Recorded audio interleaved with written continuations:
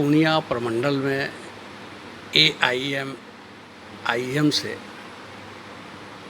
प्रबुद्ध तबके के लोग तेज़ी से जुड़ रहे हैं। यहाँ तक कि जो लोग लंदन में पढ़ाई किए, दिल्ली में फैक्ट्री खोले, वो लोग भी अपने गांव में आकर के एआईएम आईएम से जुड़ रहे हैं।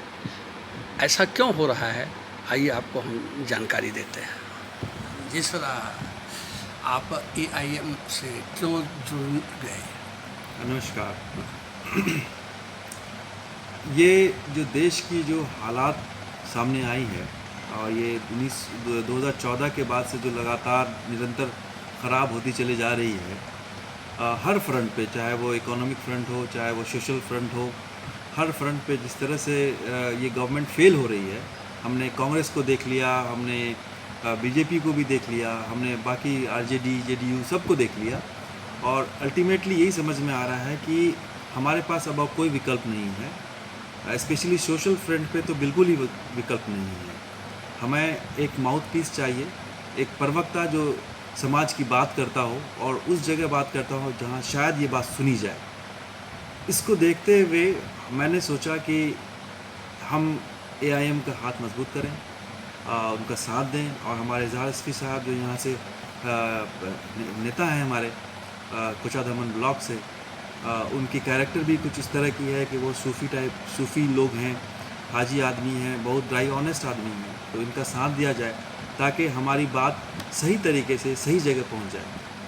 यही एक वजह है। सर, गरीबी की परिभाषा अभी आप कुछ देर पहले दी है कि अब किसी भी गांव में उनकी गलियों में आप जाइए तो अगर घर पर टिन शेड है, अधिकतम घरों पर टिन शेड है, तो इसका मतलब है कि वो गरीबी है। इस संदर्भ में आपका क्या कहना है सर? आपने बहुत अच्छी बात कही। जैसे बात हुई हमारी, बचपन में हम पढ़ते थे कि अगर किसी इलाके के बारे में मालूम करना हो कि यहाँ का जो सोशल स्टेटस है या जो फिनंशियल स्टेटस है वो किस तरह का है, तो आप पता कर सकते हैं उनके घरों के हालात देख के। अगर फूस के घर हैं, कच्चे मकानात हैं, तो उसका मतलब है कि वो जगह जो है वो गरीब लोगों के रहने की जगह है। लेकिन आज वैसी बात नहीं है। अगर आप गुज़र रहे हैं और आपको दिखता है कि पक्के के मकानात भी हैं, तो आप इस बात का भ्रम ना करें कि ये कोई अमीर आदमी की बस्ती है या कोई अच्छे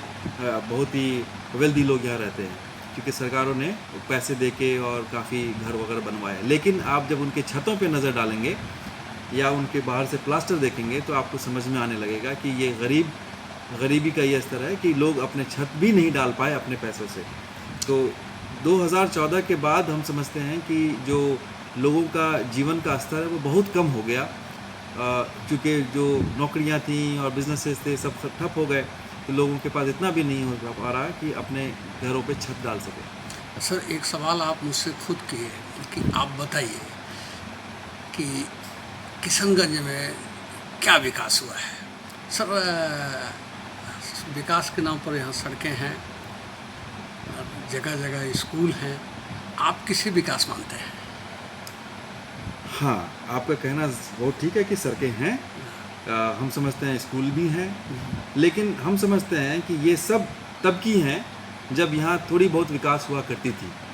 ये तब से ही चले आ रहे हैं। सड़कें बनाना कोई बहुत बड़ी बात नहीं है, क्योंकि सरकारी फंड्स आता है, आप सड़क बना लेते हैं, उसके एवज़ में आपको काफ़ी बेनिफिट्स भी मिलते हैं, जो आप सबको पता ही होता है ना।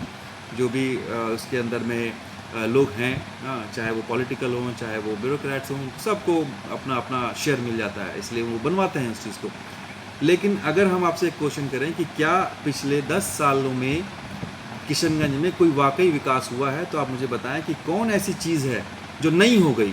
जैसे कौन सा इंडस्ट्री लग गया, हमारे कमलपुर पंचायत के अंदर में कौन ऐसा नया चीज़ आ गया, जैसे हम कह सकते हैं कि एक नया हॉस्पिटल हो गया जी, एक नया स्कूल हो गया या कोई नई चीज़ बन गई। मेरे फादर ने आज से 15 साल पहले एक प्रपोज़ल डाला था यहाँ पे कम्युनिटी हॉल का, वो तक तो नहीं बन पाया, जिसमें कुछ भी खर्च नहीं है।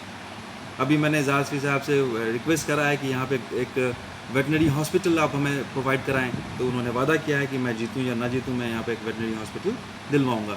तो मुझे तो नहीं दिखता कि कहीं से कहीं तक कोई भी नया चीज़ यहाँ पे पिछले 10 सालों में हुआ है, सिवाय सड़कें बनी है, इसमें कोई शक नहीं है, लेकिन वो सड़कों की हालत क्या हो जाती है, क्योंकि उसमें इतना ज़्यादा कमीशंस कट जाता है कि वो सड़कें बन नहीं पाती। 2 4 5 6 महीना, ज़्यादा से ज़्यादा साल भर के बाद वो फिर वही ज़मीन में मिल जाती हैं। सर आप अपने विषय में संक्षिप्त परिचय दे दीजिए। जी, मेरा नाम नसरुम मिनल्ला है, रूमिन मुझे बुलाते हैं लोग। मैंने बाय प्रोफेशन मैं इंजीनियर हूँ और मैंने एमबीए किया लंदन से। मैं जर्मनी में भी रहा हूँ, लंदन में मैंने 10 साल रहा है। मोदी इंडस्ट्रीज़ में मैं एज ए वाइस प्रेसिडेंट रहा 9 साल, और उसके बाद मैं दिल्ली में अपनी एक कॉस्मेटिक फैक्ट्री चलाता हूँ। एक्चुअली 2 फैक्ट्रियाँ हैं। दी ऑर्गेनिक के नाम से मेरा एक ब्रांड चलता है, अगर आप चाहें तो मैं आपको ये दिखा भी देता हूँ, ये हमारा ब्रांड है। और हम किशनगंज के अंदर में एक नई फैक्ट्री यहाँ लगाने की कोशिश कर रहे हैं। अभी कुछ चीज़ें बाकी हैं जो हो जाएंगी होपफुली, तो कुछ लोगों को यहाँ पे जॉब्स मिल जाएं, ये मेरी उम्मीद है।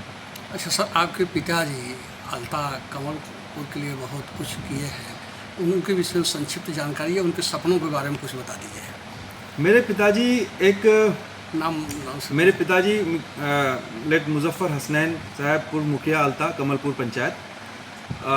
वो एक बहुत ही सिद्धांतवादी आदमी थे।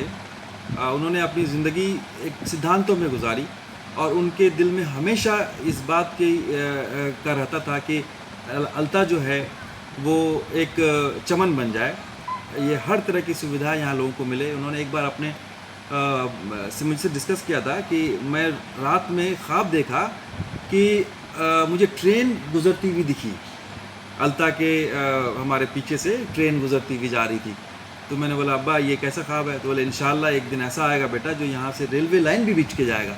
तो ये ख्वाब था मेरे पिताजी का। उन्होंने यहाँ हॉस्पिटल्स दिए, स्कूलें दी, यहाँ का एक्सचेंज, टेलीफोन एक्सचेंज, पंचायत भवन, और आपको न जाने कितनी कितनी चीज़ें, बैंक हो गया, पोस्ट ऑफिस हो गया। आज आप अल्ता को अगर देखेंगे तो अल्हम्दुलिल्लाह यहाँ पे सारी सुविधाएं अवेलेबल हैं जो और गांव में शायद अवेलेबल ना हो। तो ये सब इस वजह से, चूँकि मेरे वालिद, मेरे फादर की कुर्बानी थी कि उन्होंने खींच के हर जगह से लड़ के और झगड़ के और लिख के और हर तरह से मेहनत करके वो यहाँ पे लेके आए, और आज अल्ता एक सबर्बन एरिया कह सकते हैं आप इसको, या डाउनटाउन कह सकते हैं अगर टाउन ना कहें तो। सर अंत में मतदाताओं को आप क्या संदेश देना चाहते हैं? मतदाता चाहता है कि उसके गांव का, उसके घर का, उसका अपना विकास हो और वो गौरव अनुभव कर सके कि वो इस देश का नागरिक है। तो मतदाताओं को आप क्या संदेश देना चाहते हैं? देखिए, मतदाताओं को सबसे पहले तो अपना कैंडिडेट देखना चाहिए कि आप जिस कैंडिडेट का सपोर्ट कर रहे हैं वो उसका किरदार कैसा है, उसका कैरेक्टर कैसा है, वो आदमी बजाते खुद कैसा है। अगर आप किसी चोर को बनाएंगे तो आपको घर पे चोरी ही मिलेगी। अगर आप ब्यूरोक्रेट को बनाएंगे तो ब्यूरोक्रेसी मिलेगी आपको। और अगर आप एक अच्छे इंसान को अगर आप पोस्ट पे लाते हैं तो वो आपके लिए भला करेगा, आपका अच्छा करेगा। ऑन टॉप ऑफ दैट आपको वो पार्टी भी देखनी चाहिए थोड़ी बहुत जो आपके हक की बात करे। हाँ, क्योंकि अगर आपने पार्टी नहीं देखा और वो इंसान अच्छा है तो शायद हो सकता है कि कल के दिन में आपको परेशानी हो। तो सबसे पहले आप अपने कैंडिडेट को देखिए और उसके बाद आप पार्टी की बात कीजिए, ये ज़्यादा बेहतर है।